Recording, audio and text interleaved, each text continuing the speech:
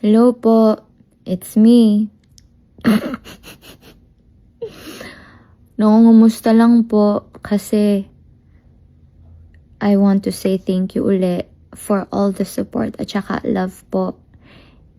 Ang daming nagsasabi pa rin hindi po ako Pinoy. Ako po'y Pinoy na Pinoy. Ang mga magulang ko po ay parehas na Pinoy. Taga Batangas si mama, taga Ilocos si daddy. Ang pangalan ko ay Hebrew, kaya nakakalito ng konti. It sounds like, so it's Shekinah, that's how you pronounce it. Pero I'm sure a lot of you are saying Shekinah or Shekinah.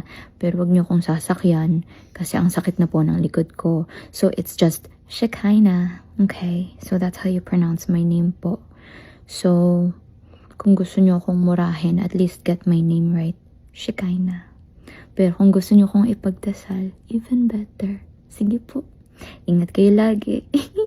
God bless po. Huwag kayo magpapastress sa mga kontrabida rules ko, ha? Huwag. Rawr!